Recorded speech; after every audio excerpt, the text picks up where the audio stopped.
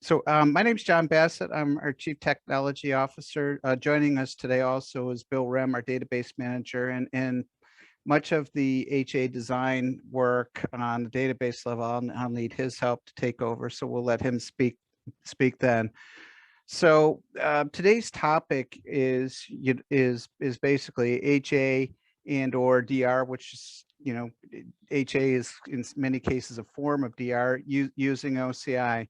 Many of the concepts will transcend other cloud technologies, but the reason why we chose HA is because Oracle has spent a lot of time with us over the last 3 to 4 months, getting us educated and trained in the field and designing it. So we opted to go with their solutions, along with what GSI has worked with them and found to work. And I'll give you some notes and actual experience when we run into it. So just a few key points. We're going to assume that the system is in the OCI Oracle Cloud.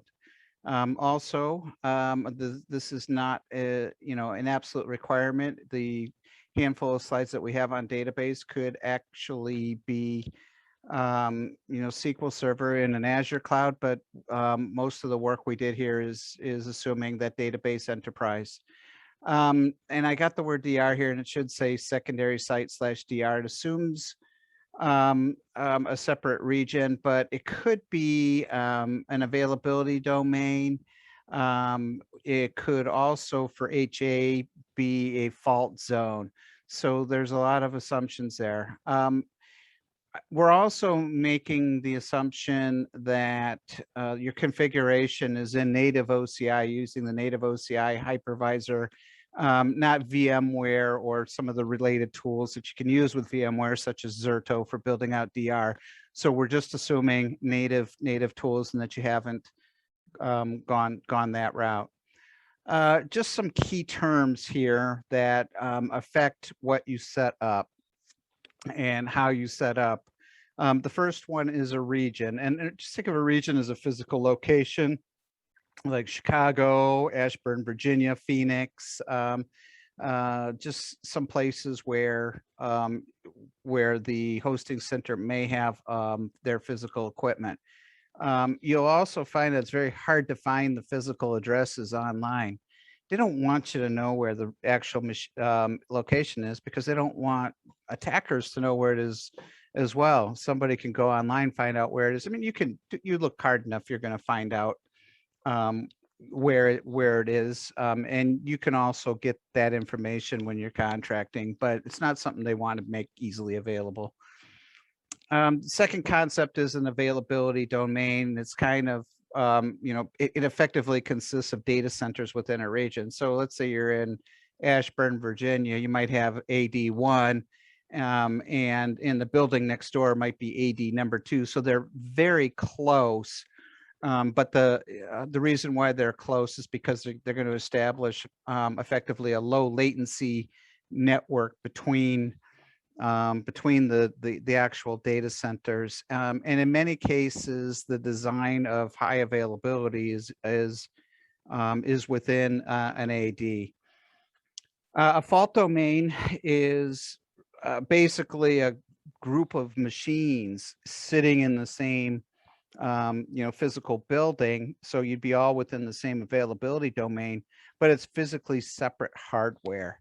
And the reason why you would do that is, to protect against, maybe different, power failure or a server failure. And most of these cloud solutions are triply redundant anyway, above and beyond fault domains. And honestly, this is going to be a key design for the HA solution that we're going to go over today. Another term you need to be familiar with is network security groups. Our design came about because of a ransomware attack, and Oracle has created multiple designs over the last 3 to 4 years for JD Edwards in particular, in the cloud. but you can use network security groups. They're kind of like virtual firewalls for your compute instances. For instance, you might have all of your web servers in a network security group. They may be on the same subnet, may or may not be on the same subnet, but you got a firewall in between them. That way, if for some reason a hacker gets to your web server, he can't get to your enterprise server easily. There's a firewall in the way. So a lot of the design takes into consideration a very secure model. So just some recovery objectives, and most of our designs are based on RTO, recovery time objective. And it's something you have to think about. What kind of time do you need? Zero RTO is 99% feasible in OCI, but expensive. There's a few things that you may not be able to get up and running in that time frame, but as far as like a high availability solution where your interactive users don't realize that anything has happened other than maybe perhaps signing back on to the system, which is more of a JD Edwards restriction than it is a architectural design. It gets expensive, and the design I'm going to show you is a very expensive solution in terms of architecture, because we're assuming zero RTO, which means all of the machines running, even for a high availability, have to be up and running at all times. If you can take a 1 hour outage, you can basically take your expensive design and keep over half of the solution shut off and basically cut your compute memory and CPU just about in half. You're just paying for storage in that case. So if you could take that kind of outage, and somewhat saying HA isn't as much of a requirement. It is highly available if you were to turn everything on, but if you can take the downtime, much less expensive. And if you can take a 4 hour RTO, it greatly reduces the cost, because you don't have to design what we call blue-green technology. And I'll talk a little more about that later in our webcast here.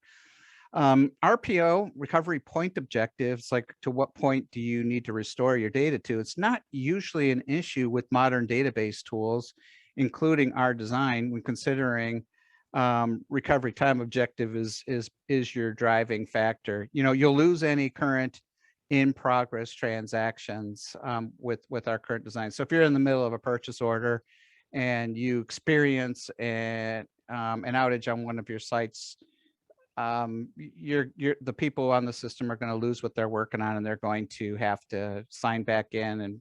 But if they created a purchase order and they've moved on to the second, of course the one they just entered will be available.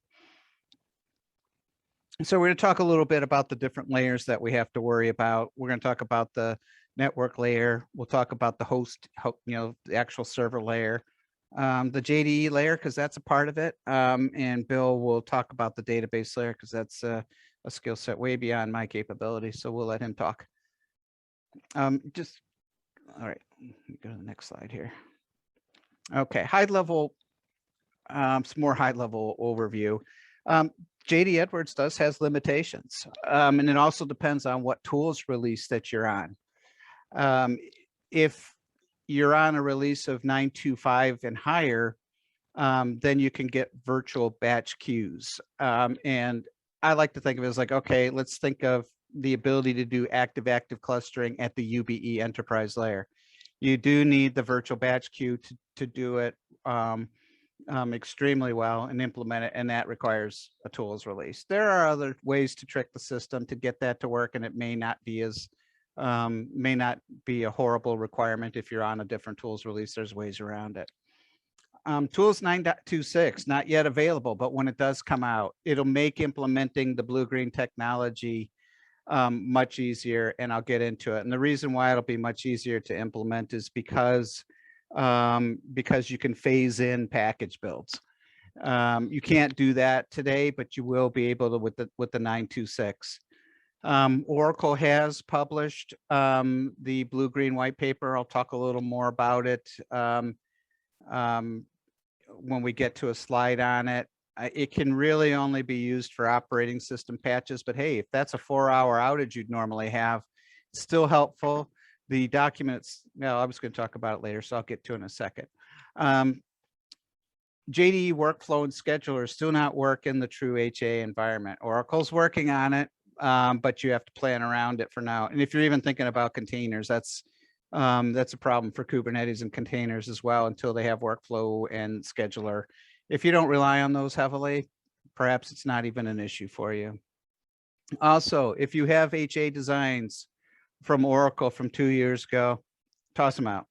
There's problems with it. I'll cover what those problems are in a little bit. If it's like within the last 3 to 6 months, you're probably okay, but I'll give you a sample here of something that I'd worked on with Oracle. It's their design.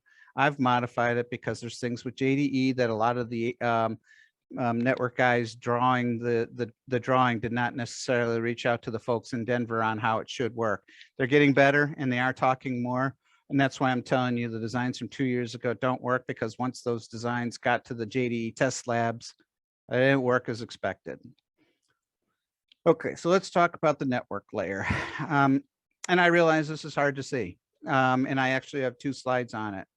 And this is only one design. This is a multi-region, multi-fault zone design.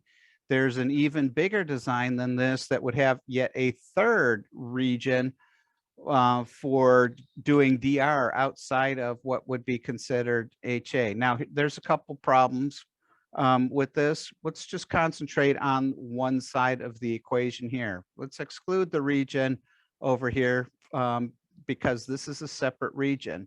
And we have found that HA, I mean, just think about HA across a region. Let's say region A is sitting in Ashburn, Virginia. Region B is sitting in Phoenix, Arizona. So let's say that everything, and I'll quickly show you the next slide, which shows the data. This is the bottom half. This is the database tier, and we have a sync database here. And I'm going to go to the previous slide again, but I just want you to know that the database tier sits down below. Let's say you're sitting at your computer and let's say this design allowed you to connect anywhere you wanted with a load balancer. So if you're sitting in Phoenix, you get routed to the Phoenix. Let's say you're sitting in Chicago and it may be a toss up, but let's say you get routed into Ashburn, Virginia. So you have 2 purchase order people, one sitting in Phoenix, one sitting in Ashburn, and they both go to create a new purchase order at the exact same time. So the person in Phoenix goes to read the database, they get a new purchase order number. Guy in Ashburn, same thing, they get the same purchase order number for the next number. Now let's say person A goes to save, person in Phoenix goes to save it, it saves out. Person in Ashburn saves it as well. They both get saved. Now the database goes to sync. What happens? Well, you have a conflict. One of those transactions is defunct. So what we're saying here is that true HA across regions, because of the design of JD Edwards itself, and I would say most modern ERP systems, not just JD Edwards, is not going to work. Even if you use an advanced solution like Golden Gate has mesh databases, even in that environment, it still doesn't work. So if you're thinking about doing HA across physical regions, please forget about it. The database for JD Edwards has not matured enough. Maybe they'll get there soon, but as of right now, that's not a design that you should consider. In this case, your secondary region that you set up here really needs to be in a cold or warm state. You would route traffic to one region or the other, but not both. So that's why I say near 0 downtime, because you're probably going to have a period of time where you have to fail everybody over to the other zone. So this is just the bottom half of the drawing. This drawing did come from Oracle. And I will say this, it is a working design. It will work. You have basically here you have an single availability domain in each region. but you also have fault zones, and fault zones work really well for with JD Edwards. You can set an HA solution using a fault zone. You cannot get HA working across regions. Oracle has also tested using multiple availability domains within the same region, and although it works, the performance is terrible, especially at the UBE layer. Everybody at OCI is now recommending that when you're doing high availability, you will only do high availability across fault zones because you're in the same availability domain. There's no lagging of time. JD Edwards is chatty. It's known. The enterprise server, the JAS servers are very chatty with the database, and subnetting and crossing availability domains can make things perform very, very slowly. So just a few notes, most of it just summarizing what I just said. For performance issues around JDE, HA is not feasible across regions or even availability domains. And it may be contrary to some of your other implementations that you have, not related to JD Edwards or any ERP. HA can be achieved within fault zones, so you have some redundancy that is available to you. To save costs, if you can tolerate a 1-hour RTO, that'll cut down almost half your cost. Significant cost saving if you can take a 1-hour outage. 15-minute or less is available if DR remains hot and you're on some of the newer tools releases. You will need a load balancer. Oracle Traffic Director, we know works great, can do the port mapping that you may need. Good solution. Blue-green technology can be implemented to take operating system patches even if tools releases become a problem. Tools releases using blue-green will become more available in 9.2.6. And guaranteed you will have some scripting and configuration in your setup. Nothing significant. It's stuff that most JD Edwards providers, including GSI, has done in the past. Virtual IPs can help, especially at the business function layer and the web layer. You'll definitely have virtual IPs. And if for some reason this solution you're looking at and you're thinking it's cloud only, we do have one implementation out there where a client used this design just for DR. Their on-premise system remains their production environment, and they are using this strictly for DR. How am I doing for time? Getting a little behind. Okay. Just a few things on some other suggestion. Do not segment the database. We had a client that tried that. Performance did suffer. There are some companies that are in the DoD, insurance companies, financial, that require every layer to be segmented. You can do it, but just understand there is a performance cost there. So our recommendation is that the web servers, enterprise servers, and database reside on the same segment. You could consider network security groups, but we're finding also that the time it takes to go through the firewall rules is acting worse than a segment, so need to be careful with that. We had a couple clients that want to put the deployment server on a separate subnet because, as many of you have aware, the deployment servers had network shares on it in the past, quite common. Also an entry point for hackers coming in from the outside world. So we had a couple of clients that tried to segment their deployment servers so that if you got there, you couldn't get anywhere else. Just understand package build performance will take a lot longer. Be prepared to move that machine back, which is not necessarily easy on OCI, because you can't easily replace the assigned virtual NIC.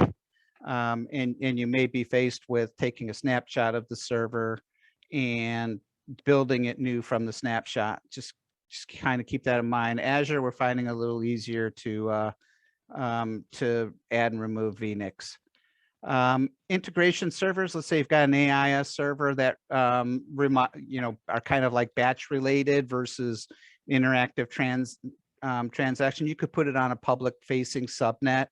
Even though it's a web server and performance could suffer, it's batch and it may work just fine. So you have to have, if you cut off all internet access to these machines, great, but then the functionality becomes semi-useless to you. So integration servers, may need to reside on public. You could try it. You probably be all right.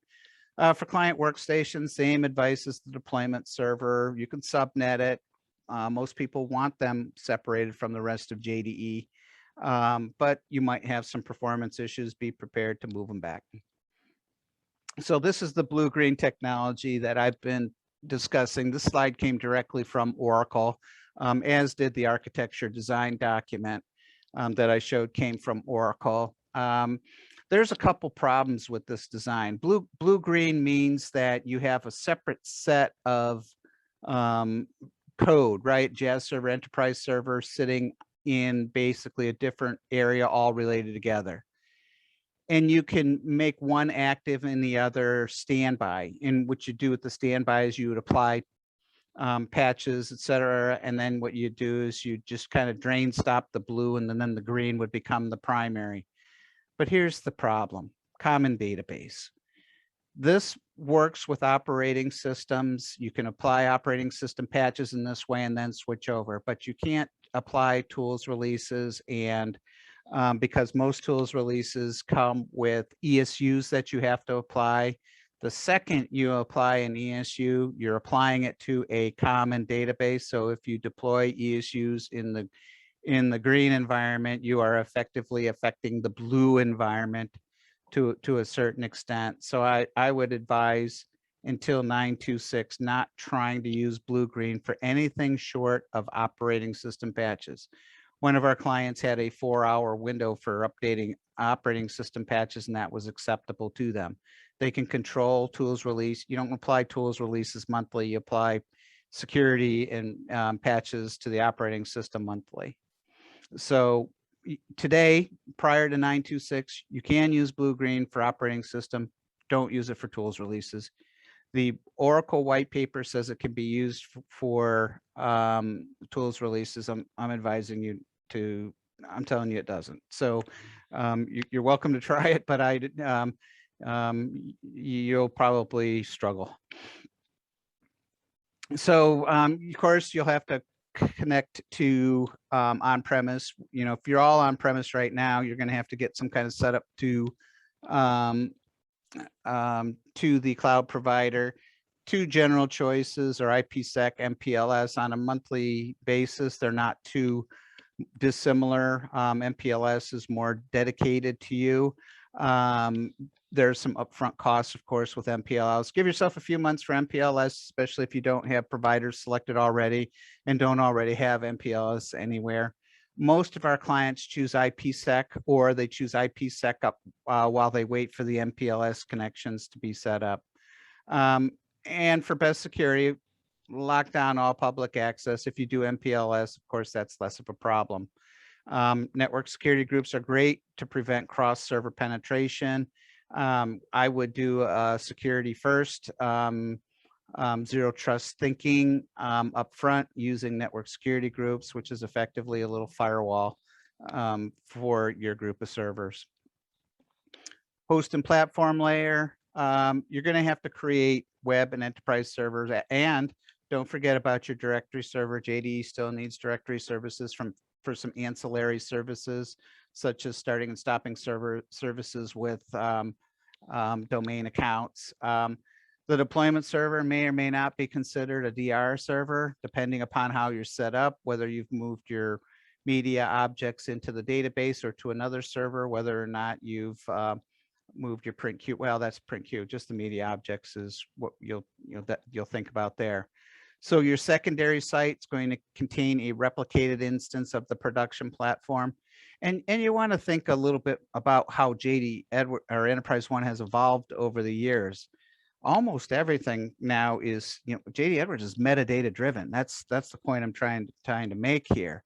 Anything other than your database is really a server that isn't what is contained and stored on that server isn't as critical. If you lost a week's worth of information on an enterprise server, if everything's stored in the database, what does it matter? Everything's up on the database. Sure, there's temporary files you have to be worried about, but if you were to restore from a previous version, you're probably okay. And I'm going to talk a little more about that on backups. If you still have file-based objects, there are replication tools you can use. There's a tool called Robocopy that we've used. You can do block replication. Some SAN solutions have replication done at the SAN level. A lot of really cool ways to duplicate file-based objects. Again, GSI strongly advises you migrate your file-based objects to the database. And a lot of that, you're going to see why when Bill talks a little more about the database. Database replication is a very mature offering right now. So I mentioned, you got to worry about backups of all these machines. And I'm not going to talk about the database Bill is. I'm just going to talk about the servers. If you have all of your file-based objects into the database, you have much less to worry about from the host and platforms. You have multiple web, enterprise, and Active Directory servers for failover. The secondary site, you might be able to do server block level replication backups. And also, most of the cloud providers have this gold image thinking where you can take a snapshot of the server. As long as you've backed up your snapshot image, you can maybe even go up to 6 months on a web server. And if you lose that server and you have to rebuild it from an image, has it hurt you any? You don't need daily backups or even incremental backups of those servers.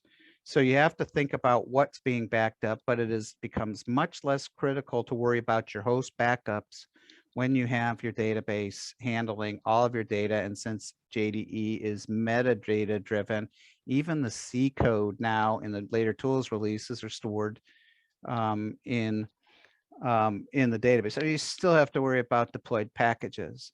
So because you have DLLs to enterprise servers. So it's not that everything is, but if you build a new server and redeploy a package from the metadata, it's just a part of your restore process, and away you go. The deployment's full deploys maybe 5 to 15 minutes, something like that. In the scheme of things, and doing backups and the cost of backups and time it takes to do that, it's probably not a bad solution. Just one thing. Okay, so at the JDE application, basically when you have to redirect to a secondary site, and the load balancer has to be configured. Our recommendation on this is that you because you're going to have to keep this hot for true HA zero downtime, you're going to need separate server names in the secondary site so that you have no duplicate conflicts. Okay, so the good news is the embedded names in the JDE configuration do not require reconfiguration. What we do when we set this up is we resolve those names via host table entries on the secondary server. So if your enterprise server is JDE ENT and your DR server for the equivalent is JDE ENT DR, you would basically have a host table entry on the JDE ENT DR that says JDE ENT points back to itself. And because name resolution by default, and this is an assumption, most operating systems, most companies leave the standard is to look at the host table entry before looking at directory or looking at DNS for the names and IP of the machine. So it works under most circumstances. If it fails, you might want to look at that, but I'd say for most companies it is going to work. You may have issue with integrations, and this is one thing that we've found is that the integrations from the outside may require a DNS change. We have had a few, but again, it depends on your design. So with that, I've taken up most of the time, but I'm going to let Bill Rem speak for a few minutes. Bill, I'll drive. You just tell me when to hit the next button, and we'll talk about the the database layer. So go ahead, Excellent. Bill. All right, can you hear me? Yep. Good. All right. Yeah. So I'm Bill Ram. I'm the database managed services manager. I also do infrastructure managed services and GSI's IT. And I'm celebrating 10 years with GSI today. Congrats. And I am talking today about Oracle inside of OCI. So what we have here is a primary and secondary. We have a DR instance, and all the magic happens on the left side there where JD Edwards sits. Now this, you don't have to worry about the Linux version, the Oracle version. That's just an example. Right now, Oracle 19c is where you should be, and OE Linux 8, but it's essentially everything else is the same. So we've got our production data, archive logs. We keep 7 days of backups on the primary side, and then OCI actually keeps 30 days worth of that. Now, our backups go to a third server for retention as well, but then we have DataGuard on top of that. Now, DataGuard comes with Enterprise Edition, so that's free, and then that is replicating to the DR instance, which is an exact copy of the primary instance, and it's in another availability zone. Go ahead, next slide. So the basic production strategy, this is kind of a best practice here, is that our man backups, we're going to have log backups every hour, and we're going to have daily full backups. And you, in the Oracle world, they call those incremental level 0 backups. Those backups are going to be kept easily accessible for a month. And those backups can be kept for as long as you want, but 2 years for retrieval in the future, for auditing or for whatever purposes. One thing too is, which is important these days, is immutable backups, taking your backups and putting them somewhere in a completely separate location with separate credentials with no access that you can use to easily revert to in the event of a ransomware attack. Now on non-prod, it really depends on what you're doing in non-prod. You don't necessarily have to back up everything in there. Definitely what you're doing with development, control tables, things like that, your central objects, those are going to want to back those up daily, especially if you're doing a lot of development. Sometimes the backup plan for non-prod data is simply to refresh from production. It just really depends on what you do with your non-prod. Essentially, there's really just the full backups. There's not a lot of reason to have continuous archive log backups or any incrementals or anything like that. And just keep a few days locally just in case you need that. Next slide. So one cool thing about Oracle database, well, actually Oracle's got a lot of cool things about it, but in normal operation, even in standard edition, you get what's called flashback query. And it uses the undo table space, and that's the equivalent of tempdb in SQL Server. You can run a natural, a regular SQL query on that data in the undo table space to find the data in tables as it existed in a point in time in the past. Now, this is very dependent on how much space you allocate to your undo table space. I've done experimentation with it. You can get up to about 7 days worth of stuff in that undo table space before you really start causing problems. But it's fantastic to have that. When it's by default, it's only about 15 minutes. But setting up to 7 days, what that does for you is, if you're going to work on Friday and somebody does something at near the end of the day that messes up some data, and it goes through Saturday, Sunday, Monday, people figuring out something's wrong, and then Tuesday you're like, oh my gosh, this data is gone. Well, if you have a 5 to 7 day window inside your undo table space, you can just select that data as it existed back in on Friday and replace it very easily without having to do any kind of backup, restore, or anything like that. So it's super cool, and it's with every version of Oracle database. It's different from flashback database and flashback table. So those are extra features, but flashback query is native to all versions of Oracle. Next slide. Now, in a disaster recovery, we're assuming that the primary site is completely inaccessible for some reason. And that also means that your RMAN backups are not being taken anymore because there's nothing to back up.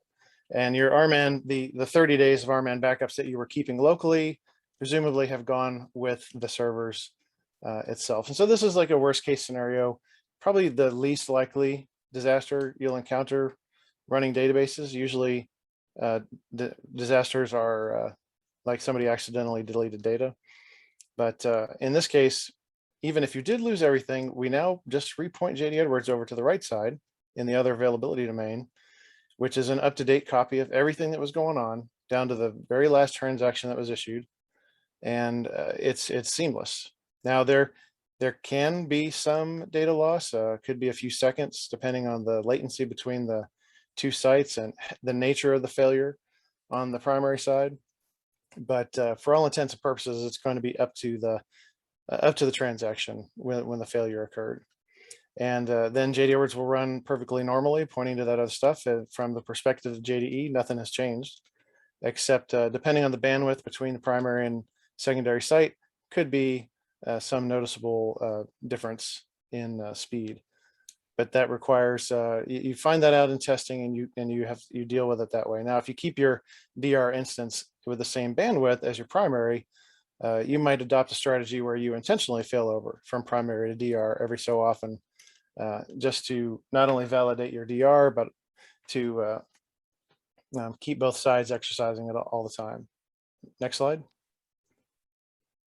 Now the DataGuard disaster recovery, if you buy the Extreme Performance Edition, that actually comes with Active DataGuard, which is pretty cool. Now Active DataGuard lets you use your DR database as a read-only place where you can point all your reports and things like that over there. You can run your maintenance and things on that database. If you use regular DataGuard with the database, the DBAS, the lowest Enterprise Edition version just comes with DataGuard regular, and that's when you have your other databases in standby mode, meaning you can't read from it. And then there's several different ways you can do the licensing too. If you're getting the DBAS, you're going to get Enterprise Edition and all of that stuff all naturally. But if you can go with a VM and bring your own license. So you can set up a regular Linux VM inside OCI and have your Oracle database on there, just like you would on-prem. So if you don't like losing the operating system and dealing with some of the extra stuff you have to do for a serverless database, you can still do it with the VM style. Next slide. So that's a good point that you're making, and it also lends itself to whether your secondary site is for DR or HA. If it's HA and you need the same performance as your production, you're probably going to pay a much higher cost for the database than if you're using it for DR in a short period of time, because you can use a lower cost solution. So it kind of goes exactly back to what we were talking about. Yeah, so if you're going to be doing if you're just having your DR site there for literally just for disasters, and the only time you ever use it is for a disaster, obviously, or for testing, then it doesn't have to be some big beefy system. But if it is actually part of your HA strategy, it'll have to be identical. Yep. All right. So I'll take back over. Thank you, Bill, for going over some of the database. One of the things that a lot of designs fail to take into consideration is that you do have to test it, and normally our recommendation is test it right after you finish setting it up, and then at least once a year. Some people do it more often than that, but every place I've known has done it at least that kind of that amount of time. And if you don't, you really don't know if it's going to work. So you might want to look at your backup testing. You need to also test your golden image restores. If you're doing a golden image backup once a week, if you go a full year, what are you really testing? Very old images. So maybe semi-annual or quarterly, something like that. Maybe test your backup success as well, both the databases and the golden image. And Bill brought this up, you need to move your backup files to offline storage. When data centers were on premise. Most places had some kind of tape backup that they'd send to, you know, was sent to an off-site storage. But when you move to an online solution, that becomes more difficult because you can't walk into the server room, pick up the backup yourself. You have to make arrangements for that. A lot of storage is online file system. So you need to think about where you're going to put it, how long you need to do it. And Bill brought up immutable backups to protect against things like ransomware. You need, highly recommend that your backups, you consider the immutable for that particular reason.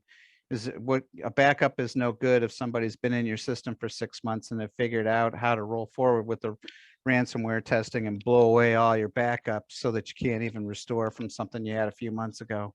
But if you have an immutable backup, that's not something they can do. And that's a really, really great solution, especially for your database. We've had one client that found out the hard way, but fortunately, they had their database. Their database did not get touched. Everything else did, including all of their backups. Because it's a metadata-driven system, we were able to rebuild their entire system from the database.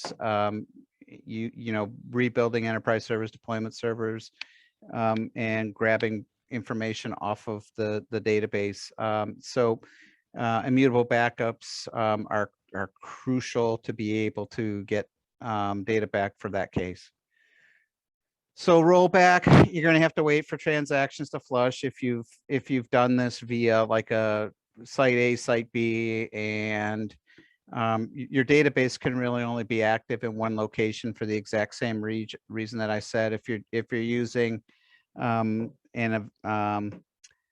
not an availability domain, a fault domain, it's much easier to do HA. If you made DNS changes, some places do that. You may have to wait for DNS changes to roll through. Just a few do's and don'ts. Keep much of the JD Edwards architecture in the same fault domain and subnet. Consider using network security groups instead of subnetting, although when I made this recommendation, I received some advice from our people that they're not sure that is any better than subnetting. But I'll get back to you if you want, if anybody on this group, if we have more testing on how that affects performance. Again, don't sub your database from enterprise server and web servers. Performance will suffer. If you must, just remember it'll be slow. With JDE HA across regions, impossible. They'll write to both database and you'll encounter sync issues. Golden Gate mesh technology will not work with JDE. Designs from 2 to 3 years ago. If you have designs that people have sent you, they include HA over availability domains. Okay, so that looked like a great idea. That's what a lot of other solutions did. However, the testing and in practice, the performance has proven to be terrible. So the general advice is to use fault domains for HA. So that's the end of our presentation. We are right at 10 minutes at the top of the hour. Give us a few minutes for questions. Brooke, we'll turn it back over to you to coordinate that. Thank you. Do I need to stop presenting? I think I do. I can just, let's see if I can just kick it out. Let's see here. I stopped presenting, so you should be able to take it. Perfect. Yep, we got you. Yeah. Okay, perfect. So let me go here. All right. Thank you so much, first of all, John and Bill, for your presentation today, and everybody for joining us. Just as a follow-up, we just wanted to share that we offer free extensive educational resources, which includes our weekly educational webcasts, our newsletter, a monthly newsletter called the GSI Insider, our online resource center where you can access our on-demand webcasts and white papers, as well as the presentations from our webcasts. And we also have a YouTube channel that has all of our recorded webcasts on it, and lots of other offerings as well. And we also have on-site and virtual workshops. Now, if you would like to sign up for our weekly email reminders for our upcoming webcasts or our monthly newsletter, just go out to getgsi.com, go to resources and events on the main menu, and then you can select the platform, which would in this case be JD Edwards, and then you can click on the Resource Center, or there's blog, newsletters, all of that right here. Also, we have erptalk.com, which is a problem-solving collaboration site where you are able to get your questions answered, your ERP questions answered, as well as contribute to others' questions as well. And then feel free to stay connected with us on social media. All of our handles are currently listed on the screen, and we post our most up-to-date webcasts, events, and lots of cool stuff up on there, industry insights, and a whole lot more than that too. All right, so I would just like to remind everybody that there still is time to submit any of your questions. Feel free to put them in the chat or the Q&A box. And let's see here.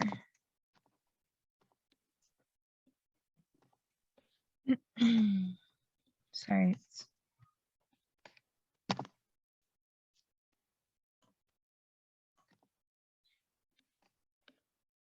John, do you see any questions on your end? Mine's not popping up.